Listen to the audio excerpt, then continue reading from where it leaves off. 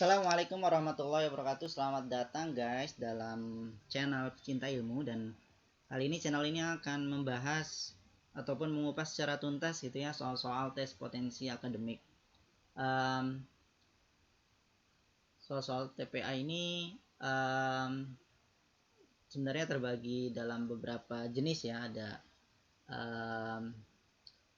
terkait dengan soal-soal numerik atau soal-soal yang sifatnya kuantitatif seperti itu, atau berupa soal-soal yang terkait dengan verbal, kosakata, pemahaman dan seterusnya, dan ada juga yang terkait dengan penalaran seperti itu. Dan kali ini kita coba akan mengkaji beberapa tips dan trik gitu ya dalam mengerjakan soal-soal TPA, yang mana pembahasan dalam beberapa pengerjaan soal ke depan gitu ya. Saya mengambil referensi dari bukunya Pak Aristo Chandra dan tim. Bukunya berjudul Pakar TPA Tembus Skor 700 Lebih versi Oto Bappenas. Dan bagi teman-teman yang sudah memiliki bukunya, tentunya bisa langsung mengecek, bisa langsung mempelajari tips dan triknya, dan tentunya bisa langsung berlatih gitu ya dari soal-soal yang disediakan seperti itu. Nah, bagi teman-teman yang memang belum punya bukunya tapi pengen belajar nih tips dan trik yang ada di bukunya Pak Aristo Chandra ini, tentunya channel ini sangat bermanfaat dan sangat cocok untuk Anda seperti itu. Jadi terus ikuti dan mohon tidak dilewatkan seperti itu. Dan kita mulai dari bab pertama ya. Bab pertama di sini ada beberapa strategi yang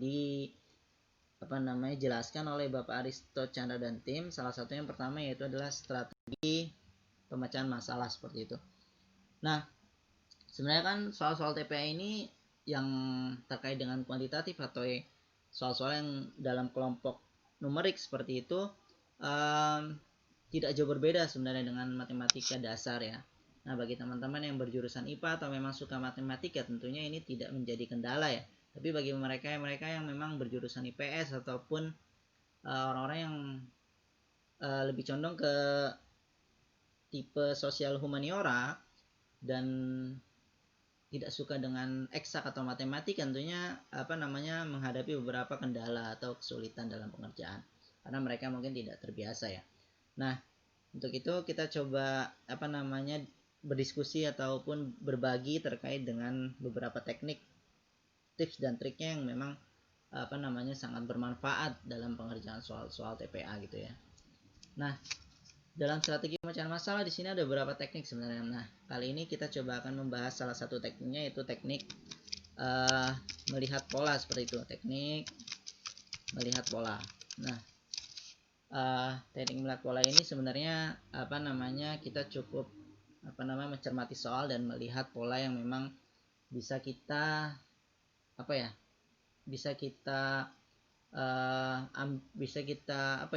identifikasi dari soal TPA-nya gitu. Dan biasanya teknik ini digunakan untuk soal-soal yang memang membutuhkan operasi hitung yang berulang seperti itu. Jadi sebenarnya dengan melihat pola ini kita tidak harus menghitung pengoperasian matematikanya secara detail, karena tentunya akan menghabiskan waktu yang sangat banyak gitu ya. Sementara soal-soal lainnya masih banyak yang memang belum kita kerjakan. Nah, contohnya kita akan membahas salah satu soal gitu ya. Di sini akan saya ketik gitu ya, soalnya berapakah gitu. Misalkan begini soalnya, berapakah hasil dari X sama dengan 1 dikurang 2 dikurang 3 ditambah 4 ditambah 5 dikurangi 6 dikurangi 7 ditambah 8 ditambah seterusnya gitu ya, hingga ditambah 200.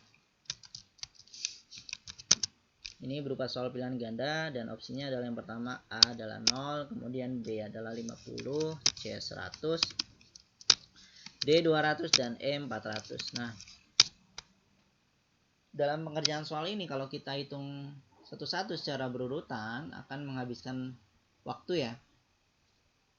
Bisa makan berapa menit atau bahkan hingga berjam-jam ini kalau misalkan kita hitung satu-satu. Nah, oleh karena itu kita cukup lihat polanya aja nih dari soal ini. Nah, bagaimana melihat polanya? Ya, kita harus coba identifikasi ya. Coba kita perhatikan soalnya, kita hitung dari pertama gitu, satu, misalkan begini ya, pembahasan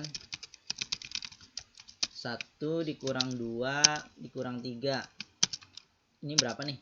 1 dikurang 2 hasilnya adalah minus 1, kemudian minus 1 dikurangi 3 hasilnya adalah minus 4, ditambah 4 ini berapa? Misalkan 0, iya kan benar. 1 dikurangi 2 sama hasilnya adalah minus 1, kemudian minus 1 dikurangi minus 3 hasilnya minus 4, minus 4 ditambah 4 sama dengan 0. Nah, kemudian yang berikutnya misalkan 5 dikurangi 6 dikurangi 7 ditambah 8, misalkan ya, tadi kan 4 angka, coba kita tambah 4 angka berikutnya, kita operasikan 4 angka berikutnya, tambah, maaf nih salah ketik,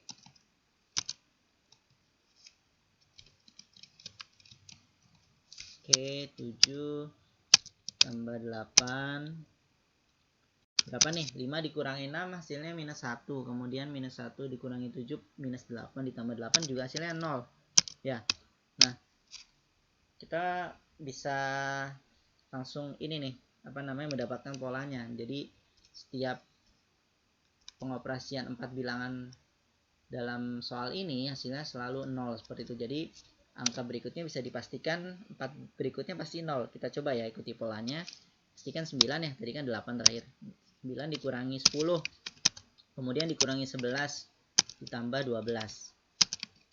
Tanpa kita hitung seharusnya hasilnya 0. Misalkan 9 kita hitung ya, 9 dikurangi 10 berapa? Minus 1 kan. Minus 1 dikurangi 11 berapa tuh? Sama dengan minus 12. Nah, ditambah 12 sama dengan 0 ya.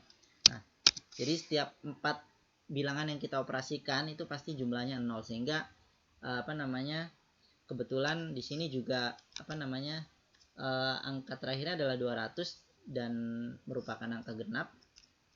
Angka genap ya, karena 4 bilangan ini kan angka terakhirnya angka genap. Jadi bisa dipastikan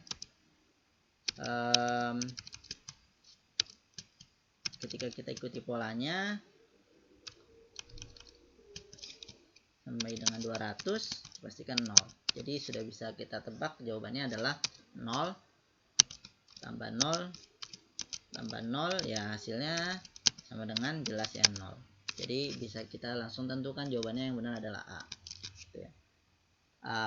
Nah, dari sini kita bisa mendapatkan pelajaran bahwa ketika kita mengerjakan soal-soal TPA yang terlihat rumit gitu ya, terlihat menjelimet dan memakan waktu yang sangat lama, kalau kita hitung satu persatu kita bisa langsung menggunakan teknik melihat pola ini. Jadi kita tidak harus menghitung satu-satu seperti itu. Demikian mungkin pembahasan teknik melihat pola yang pertama ini. Semoga bermanfaat dan tetap ikuti di pembahasan berikutnya. Wassalamualaikum warahmatullahi wabarakatuh.